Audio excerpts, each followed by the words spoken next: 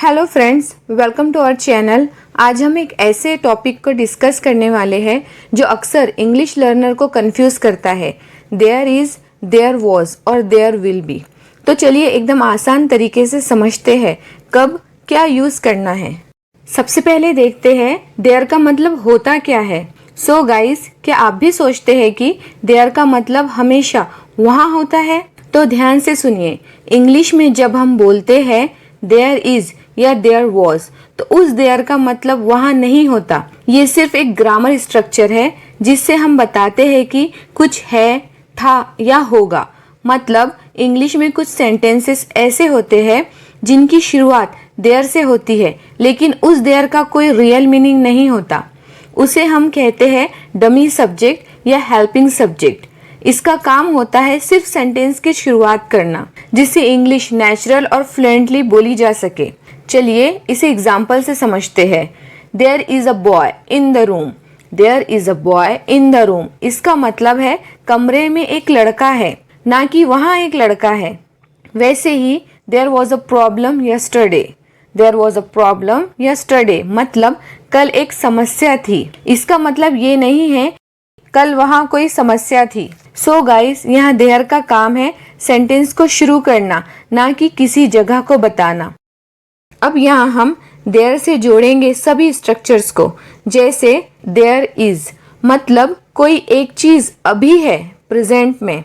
There are कई चीजें अभी मौजूद है, प्रेजेंट में। देयर वॉज कोई एक चीज पहले थी, मतलब पास्ट में। देयर वर कई चीजें पहले थी, पास्ट में। देयर विल बी कोई चीज भविष्य में होंगी। इन सभी स्ट्रक्चर्स में देयर का काम है बताना कि कुछ है, था या होगा।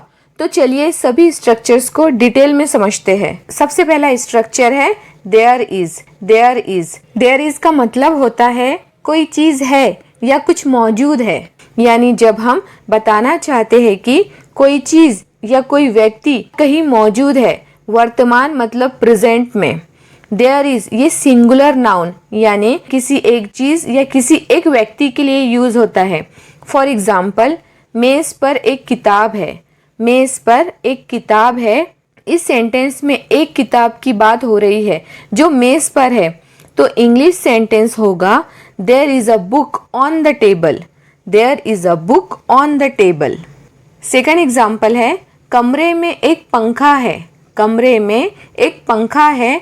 There is a fan in the room. There is a fan in the room. Next structure है देयर आर। देयर आर कई चीज़ें मौजूद है या कई लोग हैं। यानी जब हम एक से ज़्यादा चीज़ों या लोगों के बारे में बात कर रहे हो तो देयर आर का यूज़ करते हैं। देयर आर प्लूरल नाउन के लिए यूज़ होता है, मतलब एक से ज़्यादा चीज़ों या लोगों के लिए। प्रेजेंट में फॉर एग्जाम्पल, मेज़ पर दो किताबें हैं।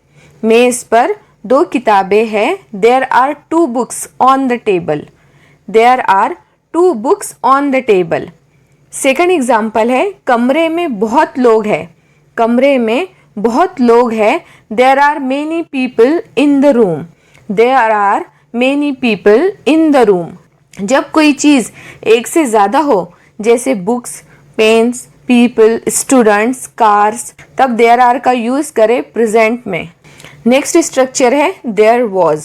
देयर वॉज कोई चीज़ पहले थी या पहले मौजूद थी। मतलब जब कोई चीज़ पहले थी लेकिन अभी नहीं है, यानी हम बीते वक्त पास्ट में किसी चीज़ के होने की बात कर रहे हो, तब देयर वॉज का स्ट्रक्चर यूज़ करते हैं। देयर वॉज सिंगुलर नाउन मतलब एक चीज़ या व्यक्ति जो पास्ट में मौजूद था। फॉर एग्जाम्पल, दरवाजे पर एक आदमी था। दरवाजे पर एक आदमी था। There was a man at the door. There was a man at the door. Second example है एक समस्या थी। एक समस्या थी। There was a problem. There was a problem. Next structure है देयर वर। देयर वर कई चीज़ें थी या कई लोग थे। बीते समय में मतलब जब कई चीज़ें थी या कई लोग पहले थे लेकिन अब नहीं है, यानी हम पास्ट में प्लूरल चीज़ों के होने की बात कर रहे हो, तब देयर वर स्ट्रक्चर का यूज़ किया जाता है। जैसे पार्टी में बहुत लोग थे, पार्टी में बहुत लोग थे। There were many people at the party, there were many people at the party. Second example है हर मेज पर किताबें थी, हर मेज पर किताबें थी। There were books on every table, there were books on every table. जब पास्ट की बात हो और चीजें या लोग एक से ज्यादा हो, देयर वर का यूज किया जाता है। नेक्स्ट स्ट्रक्चर है there will be. There will be कोई चीज होंगी या मौजूद होंगी, भविष्य मतलब फ्यूचर में। यानी जब हम फ्यूचर मतलब भविष्य की बात कर रहे हो कि कोई चीज या व्यक्ति आने वाले समय में होगा, तो तब देयर विल बी का यूज होता है। देयर विल बी सिंगुलर और प्लूरल मतलब एक या एक से ज्यादा चीजों या लोगों के लिए यूज होता है। फॉर एग्जाम्पल, कल एक मीटिंग होंगी, कल एक मीटिंग होंगी। There will be a meeting tomorrow, there will be a meeting tomorrow. Second example है हर किसी के लिए मौके होंगे, हर किसी के लिए मौके होंगे। There will be opportunities for everyone, there will be opportunities for everyone. So guys, देखा आपने, हम भविष्य में एक या एक से ज्यादा चीजों या लोगों के लिए देयर विल बी स्ट्रक्चर का यूज कर सकते हैं। सो गाइस, अब आप पूरी तरह समझ चुके होंगे देयर के सभी स्ट्रक्चर्स को, जो किसी चीज की मौजूदगी को दिखाने के लिए यूज होते हैं।